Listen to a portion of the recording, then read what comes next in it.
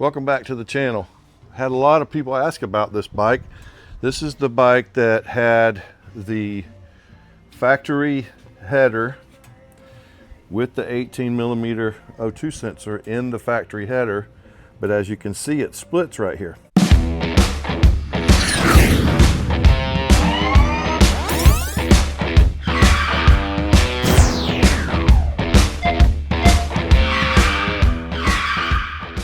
So what happens at idle, it's actually pulling air in and it's disrupting the reading off of the rear O2 sensor.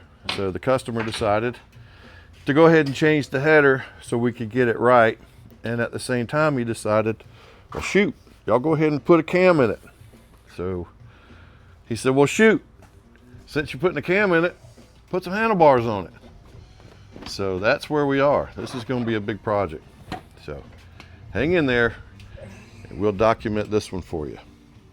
All right, off with the stock stuff. We're going to be going in here with the cams, headers, push rods, the whole thing.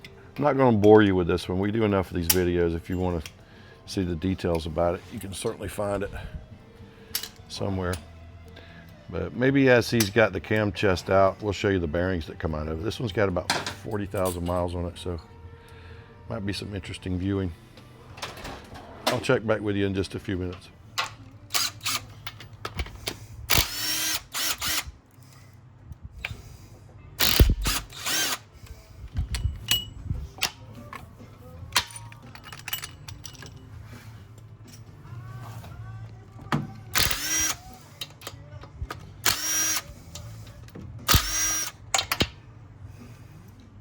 CVO 255.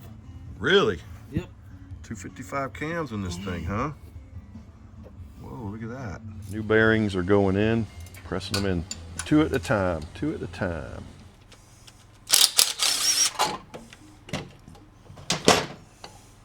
Okay. Now you can see the new bearings in there. Right there. All right. New S&S cams are installed. Cam plates going back in. All right, if you watched our other video on this bike, you would have seen where the rear cylinder never would come into play because of the stock exhaust. If you'll notice now, the rear cylinder is in play. So changing the headers out made a difference. But we also put a MR103 cam in this bike. It has a 585 lift cam in it. So this is the first idle run up. We're going to see what it does. It looks like it's doing a pretty good job. But there were some questions on whether or not I could tune out the issue. Probably not completely, because that header system is not optimum for a Thundermax. Hell, it's not optimum for any tuner, in my opinion. If you got basically an open hole in a header, which is what that header design is, it's not really conducive to anything other than stock stuff from 2008. So this one's doing good right now. It's doing real good. And here are the results from the first run up. We'll probably do one more, but it's right in line. I don't have any complaints with this one. I'm going to go ahead and do an auto map on it, which will get it with a new starting point. All the gauges are right in play, so I'm real happy with it. While the Thundermax is doing its thing, I'll show you what all we did. So the 585 cams you saw earlier in the video, that's the S&S 2-in-1-in-2 headers with the black shields, black push rods, stock breather cover, but it does have a high flow breather in it. And the new handlebars, 12-inch KSTs, gloss black. This is a really nice bike. So there you have it.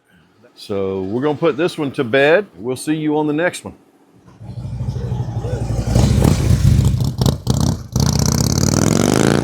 So as usual, I really appreciate you watching.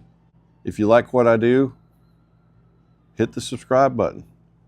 If you don't, thanks for watching anyway, because I know you got this far in the video. I'm always here at the shop, usually. If you have any questions, you're more than welcome to email me or call on the phone. If you're within 100 miles, come on by one day.